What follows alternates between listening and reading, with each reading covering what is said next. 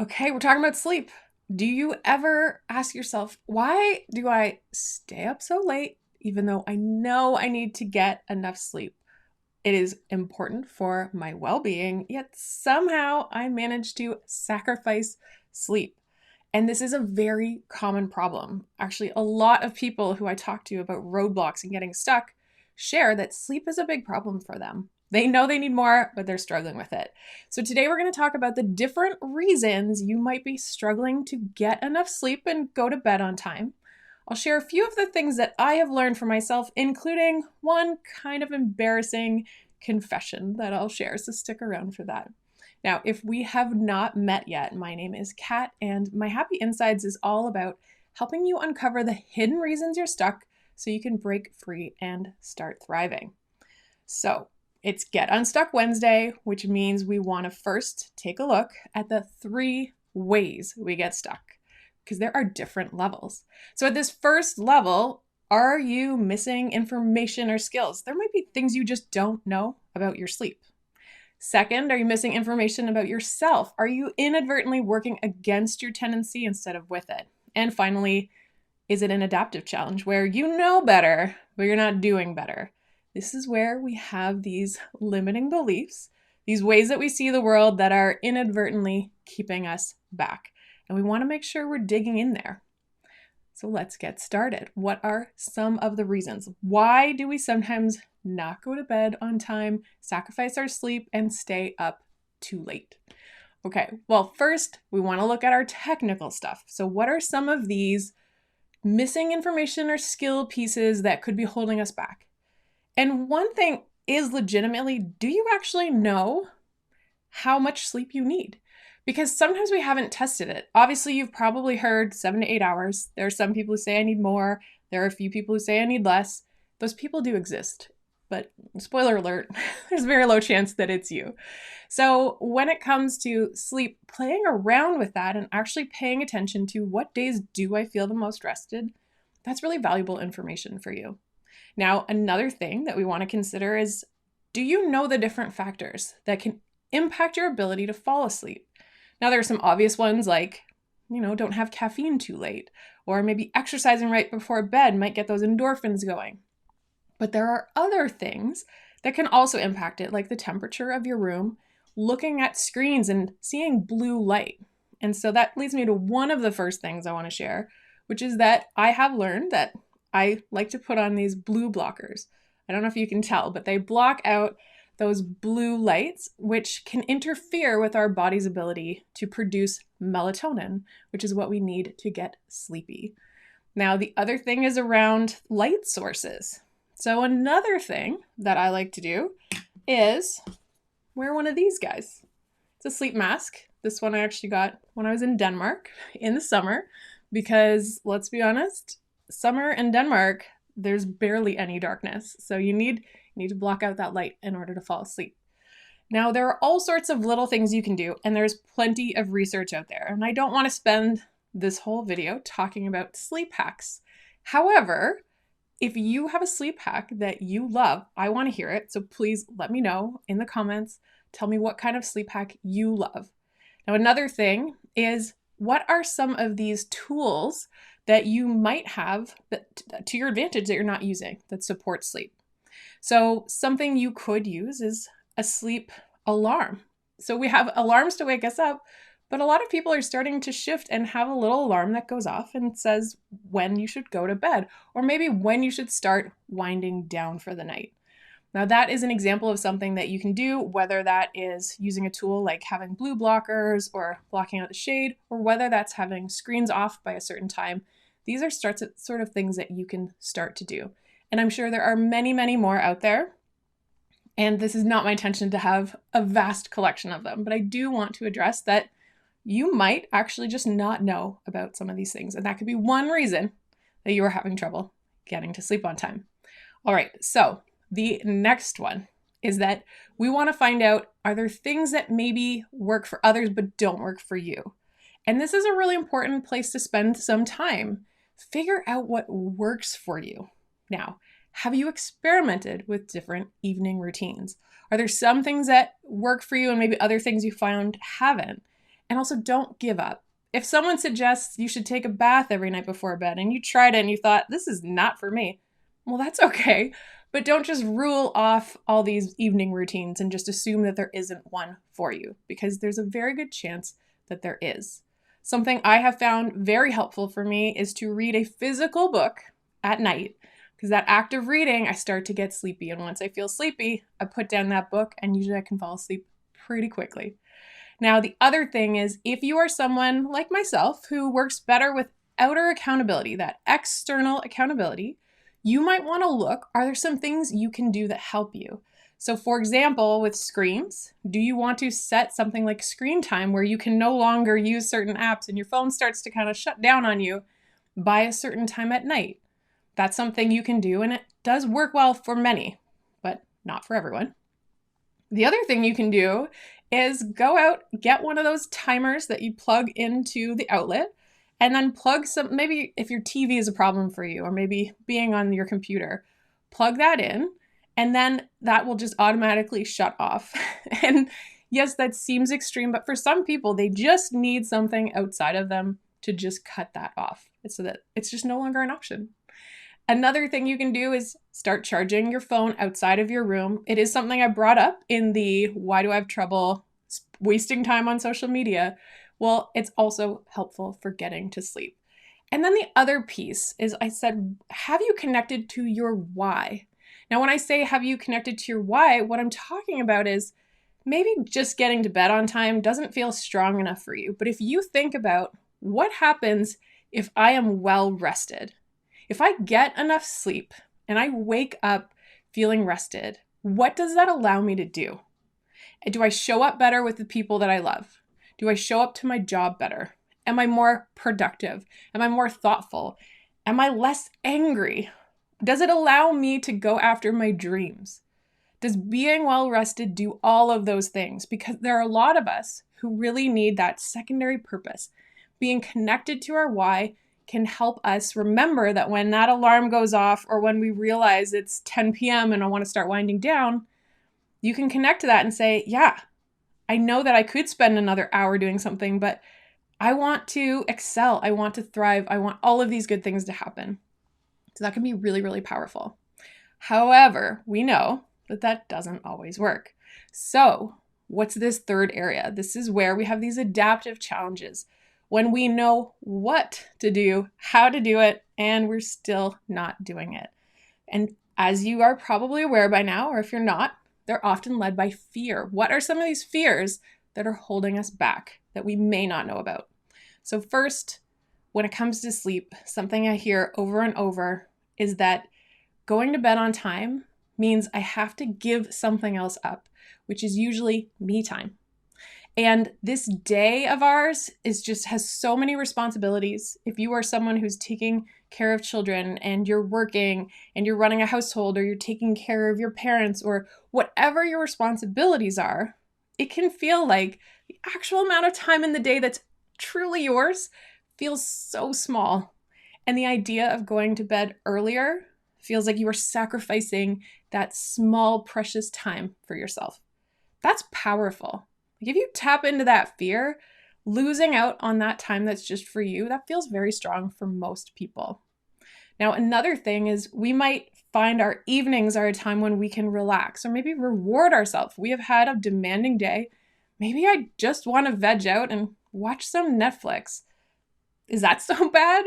And there's nothing wrong with that. But we have to remember what's the trade-off on being well rested and making sure that we have that reward time. Is it possible that maybe we can flip that? And I'll get to that next when we uncover beliefs. Another issue when we think about getting a full night's sleep is that for a lot of people, that just kind of surfaces anxiety and overwhelm. We start thinking of all the things that we have to try and jam into our waking hours. And it's a lot. Really, for most of us, it just feels like there's not enough time in the day. How on earth can I get to bed on time and get enough sleep? I have so much going on. Going to sleep should not be anxiety producing, but for many, it is. So maybe that feels familiar to you. Now, another thing is that there's an identity piece towards going to bed on time. let's be honest, some of us think of the person who is responsible and takes care of themselves and goes to bed at the same time every night and takes that time.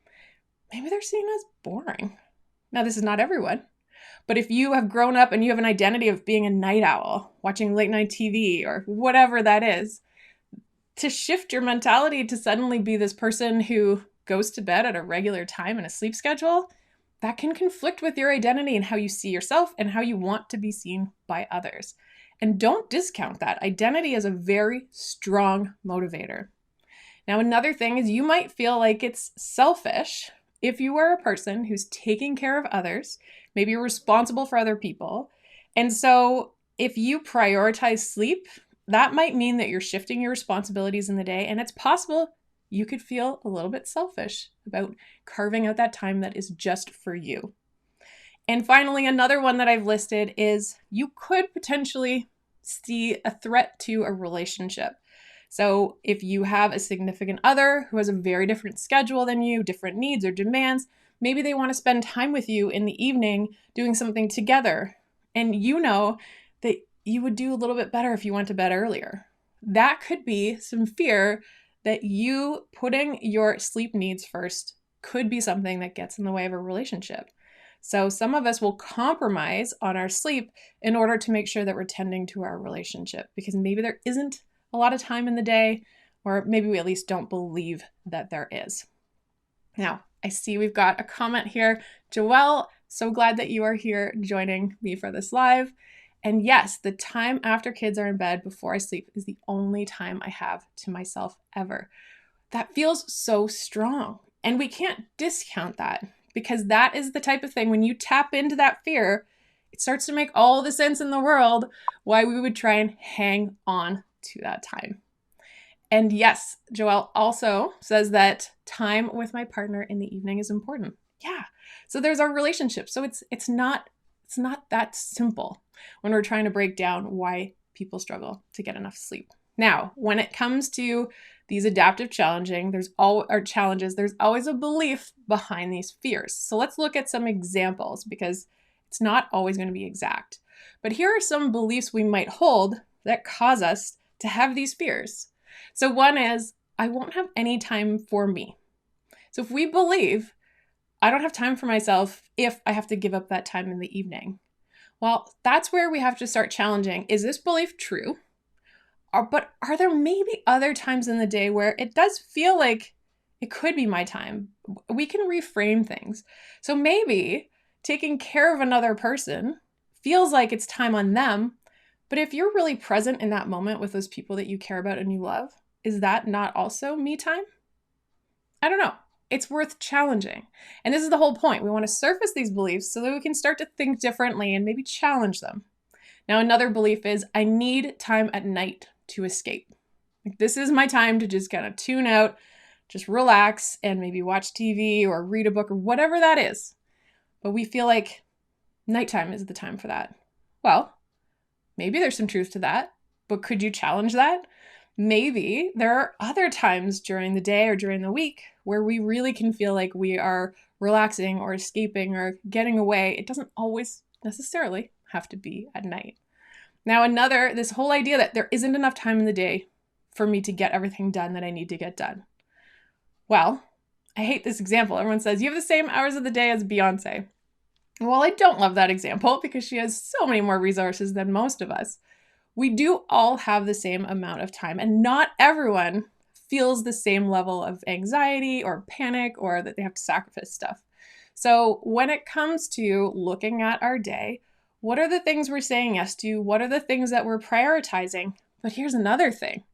When you actually get a good night's sleep, we often feel less frantic during the day. We're able to pay attention, be present, be in the moment because we've had that sleep and we're taking care of ourselves and there's that well-being. So that's something to think about. Sometimes we have to kind of work backwards and challenge ourselves to get there. Now, when it comes to identity, we might have a belief that people who go to bed early are boring or maybe rigid or routine, or insert whatever you think about people who go to bed on time, if you are a person who struggles with this. Unpack some of these assumptions you have about people who go to bed on time.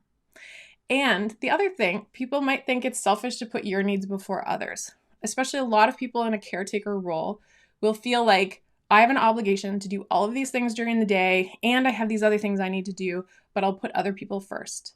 Well, remember, it's a cliche for a reason. You put your own mask on first in a time of crisis when a plane, the cabin, right? We know you have to take care of yourself in order to take care of other people. So in a way, is it actually the opposite of selfish? Making sure that we're healthy enough to take care of the people we love might actually be unselfish. And another one is you might think this is the only time for me to connect when it comes to maybe relationships with a significant other, or even with your friends online or talking or texting. Is it true? Maybe, but maybe not. Maybe there are other times and other ways that we can connect, but perhaps we have to be a little bit creative. Because for a lot of us in the evening, we get comfortable with a routine and we kind of stick to that and we automatically assume, yeah, that is the best time. But it might not be true. And that's the whole thing that I want to share with you. Now, for those of you who were paying attention at the beginning, I shared that I was going to share something that's a little bit of an embarrassing confession. And this is silly, but when I was getting out a couple of these things today, my show and tell, I showed you my sleep mask and my blue blockers that I wear if I'm going to be looking at screens in the evening. However, something that I just thought was funny and what the heck I wanted to share is that I got this sleep mask that came in a gift pack and it's nice and soft on the back. So I was actually really excited to get this, but I didn't wear it for a long time because my head is too big. So I had to sew in an extender on this bad boy so that I could actually wear it. And anyway, when I broke this out today, I thought this might be fun just to share a little bit of a silly thing that I just had to laugh at myself. Isn't that something that's important, that we are able to laugh at ourselves? All right, so let's get back to the whole sleep thing. So do any of these stand out to you? I'm genuinely curious. Drop it in the comments and let me know if there's something that I've said that is striking a chord. And maybe that means that is something that is worth unpacking and figuring out for yourself so that you can take better care of yourself. You can be more well-rested. And going back to that why do you want to be well-rested? What would that do for you? How would that change your life and help you thrive? Now, the other thing you can ask is, who am I when I get more sleep? Now, I would like you to work backwards. Start at the top level. So we talked about what are some of the things, missing information, sleep hacks, etc. Start making some incremental changes, whether that's setting a sleep alarm, going to bed 15 minutes earlier each night until you find that sweet spot. Whatever it is, start with some of those technical hacks, but pay attention to the beliefs. Because sometimes when we start testing these things and trying out something new, then we can pay attention to whether these beliefs that we've identified are actually true. Does going to bed at the same time every night for a week make me feel boring? Does it affect my relationships? Do I feel like I can't get everything done in the day? Or am I noticing that I am a much happier person to be around, that I'm more present during the day, that I'm more productive and less scattered because I've had the good sleep? So then we can start to actually experience these in real life and they can challenge some of these beliefs that we've been holding. Now I see Joelle's got a comment here and let's put this up. So Joelle, even just the bit about challenging your belief system is helpful. I'm looking forward to challenging these beliefs. I'm so glad to hear that. This is the type of work when we are facing an adaptive challenge. And remember, an adaptive challenge is when we know what to do, when we know how to do it, but we're not doing it. And it's because we have these beliefs that are getting in the way. And so when we can start to push back and realize that these are not valid, or maybe they're only partly valid, we gain freedom. And this is where we get unstuck. So when you do these little hacks, you can ask yourself, who am I when I actually go to bed on time? What happens when I go to bed on time? Are there other ways I can get me time during the day? Maybe I already have me time, but I'm just not recognizing it yet. It's really powerful when we start to do that work. And so that's what I want for you, is to uncover these beliefs so you can get unstuck and start thriving. Now, If you want to explore a specific topic, let me know as I plan out the next few weeks of what I'm going to talk about. What are the things that getting in your way? What kind of things do you want me to explore on upcoming Get Unstuck Wednesdays? Drop it in the comments, and I will see you next week.